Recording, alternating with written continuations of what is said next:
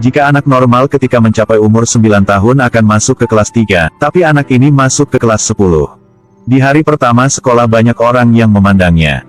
Dia melihat itu dan merasa biasa saja, lalu omong kepada ibu. Ibu coba lihat. Gadis itu sudah hamil. Selamatnya. Di hari sekolah pertama dia berdebat dengan teman sekelasnya. Iya, ada apa? Sesuai aturan siswa. Rambut dia pepanjang kelebihan. Baju gadis itu juga terlalu bening. Aku bisa melihat BH punya dia. Guru tidak tahu harus omong apa. Guru ingin melanjutkan pelajaran, kata anak itu lagi. Ada apa lagi? Anda juga melanggar ketentuan halaman 48. Paragraf 5 halaman 8. Mustache. 这个男孩最大的爱好。 Anak ini suka belajar. Di kantin tidak ada yang duduk bersamanya tapi dia tidak merasa kesepian. Karena dia sedang fokus berpikir keluar angkasa. Meskipun IQ dia sangat tinggi tetapi EQ dia sangat rendah. Keesokan harinya, seorang profesor dari Departemen Penerbangan datang ke sekolah. Dia menganggap dirinya benar. Mengatakan bahwa untuk mempelajari alam semesta, roket sangat mahal untuk ditembakkan. Anak itu mengangkat tangannya. Jika ingin menghematkan duit, mengapa tidak ambil kembali setelah roket udah terbang? Daripada membuangnya ke laut. Ide yang bagus. Tetapi teknologi tidak memungkinkan. Kenapa tidak bisa? Karena hal ini sangat dijelaskan. Karena melibatkan perhitungan yang rumit. Mungkin saya bisa membantu. Apa? Mungkin kamu sudah menemukan. Profesor itu tidak menanggapi pertanyaan anak itu dengan serius. Dia juga menghadiahi anak itu dengan stiker alam semesta. Tindakan profesor itu membuat dia marah. Dia memutuskan untuk membuat profesor itu harus meminta maaf. Malam itu, ketika sedang makan, ibu melihat dia dan tanya. Kamu sedang berpikir apa? Tidak ada apa, aku hanya berpikir. Ketinggian dan kelebahan yang paling cocok. Sehingga roket dapat digunakan kembali.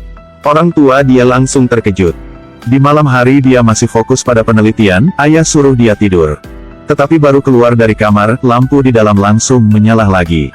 Dia ingin menggunakan komputer, tetapi dia tidak punya uang untuk beli. Dia mencari ke rumah nenek dari mama. Nenek bisa bantu apa untuk kamu? Berapa banyak nenek meninggalkan untukku saat nenek meninggal? Jangan bertemu lagi. Hasilnya nenek tidak bertemu dengan dia lagi. Dia harus menggunakan komputer perpustakaan. Setelah beberapa hari mencoba, aku berhasil menghitungnya. Iya betul dia sudah berhasil. Bocah itu segera mengirim dokumen ke Departemen Penerbangan. Bocah itu sangat bersemangat tetapi hari demi hari kotak suratnya masih kosong. Dia sangat sedih, tidak punya daya hidup. Akhirnya ayah dia harus antar anak ke Departemen Penerbangan. Mintalah anak itu mengulangi rumus ini kepada profesor. Profesor langsung terkejut.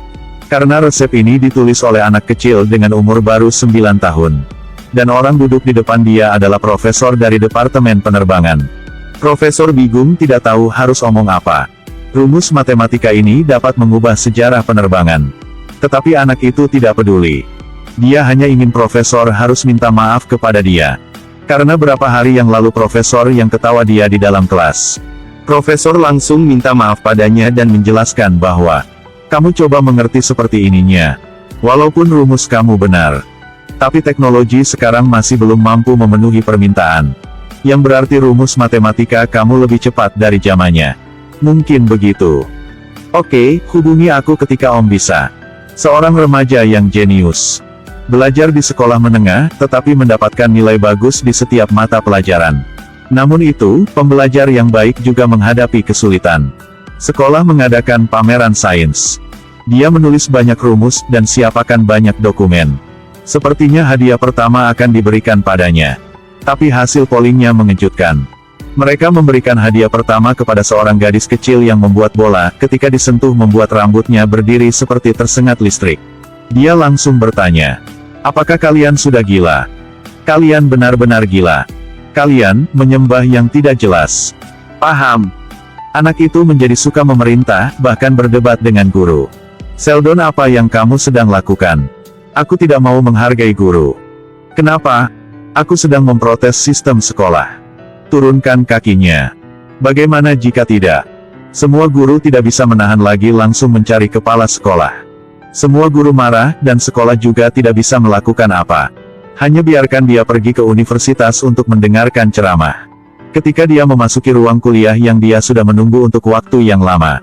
Tetapi baru dimulai dia sudah merasa kebosanan. Kamu sedang mendengar apa tidak? Aku merasa bosan karena guru. Apakah kamu sudah fokus? Iya sudah. Tetapi mereka belum, silahkan dilanjutin guru. Di hari berikut dia menemukan satu teman seumurnya. Hai. Siapa kamu? Nama aku Paege. Kau terlihat sangat muda. Kamu adalah anak siapa? Tidak. Profesor mendengar tentang esai kuantum punyaku. Jadi undang aku ke sini. Dua anak seumur 10 tahun sedang duduk belajar di dalam universitas. Mendiskusikan pengetahuan yang akan diajarkan oleh guru. Bisakah Anda menghitung kuark? Know how to differentiate under the integral sign? Aku tidak. Apakah kamu tahu cara menghitung brownies? Tidak juga. Jadi kamu bisa melakukan apa? Aku tahu kamu mengambil tempat duduk aku. Sheldon mengerti bahwa dia sudah ketemu seorang anak kecil lebih pintar daripada dia. Gadis itu mengolok-olok IQ-nya dia. IQ-nya juga jauh lebih baik dan semua profesor universitas lebih menyukainya gadis kecil itu. Hal ini membuat Sheldon tidak senang. Disukai oleh teman sekelas, IQ juga lebih tinggi daripadanya. Dia awalnya sudah tidak suka datang ke tempat sekolah. Tidak menyangka ibu dia menundang gadis itu main ke rumah dia. Dia memberitahu Sheldon melalui teks. Tetapi sendirian dia masih fokus di dalam ruang lab. Ibu Sheldon menasihatinya untuk berbicara lebih banyak, berteman lebih banyak. Ibu tidak punya banyak teman. Jadi ibu ingin kesempatan ini. Hi, my name is Zini. Tidak ada pilihan lain, keesokan harinya Sheldon persiapkan dengan sangat baik. Terutama adalah memakai busur favoritnya. Obrolan dari orang tua mereka sangat baik tetapi percakapan antara dua anak itu sangat membosankan. Sheldon membawanya ke ruangan untuk memamerkan prestasinya. Berharap bahwa Paege akan takut. Ini adalah TTD dari Profesor Proton, kamu tahu gak? Apakah kamu menonton acaranya? Tidak, aku tidak suka yang itu. Tidak suka. Menurutku dia membosankan. Sheldon tidak bisa omong apa. Dia memutuskan untuk ajak Paege main game bersama. Apakah kamu suka bermain catur? Sangat senang jika main ini. Oke. Tapi aku tidak pintar main ini. Mereka bermain catur dan berbicara. Kamu merasa bahwa kamu mirip dengan orang lain gak? Tentu saja tidak. Aku juga. Aku suka perasaan jika aku lebih pintar daripada orang lain. Aku juga. Sheldon berpikir pikiran mereka sama. Dia merasakan bahwa dia sudah menemukan jodoh dalam kehidupan ini. Sekakmat. Kamu sudah kalah. Ternyata aku lebih pintar daripada kamu. Sheldon merasa dia disarkastik. Ini adalah pertama kali dia marah. Lalu mereka bertemu lagi di tempat sekolah. Sheldon tidak perhatikan dengan Paege lagi. Lalu gadis kecil ini membuat semua orang di situ harus terkejut. Siapa yang bisa menebak dengan benar? Bagaimana cara menentukan tahun dalam batu bara? Batu bara 17 memiliki masa penurunan 5730 tahun. Sejak itu digunakan dengan orang lain untuk menghitung. Tetapi Paege juga punya penderitaannya sendiri. Hubungan antara orang tuanya tidak baik. Bahkan memperebutkan hak asuh anak. Ini membuat Sheldon bersimpati. Sheldon pintar tapi tidak punya banyak emosi. Dia bahkan tidak memiliki perasaan untuk keluarganya. Tapi setelah bertemu Paege dia belajar untuk menghormati.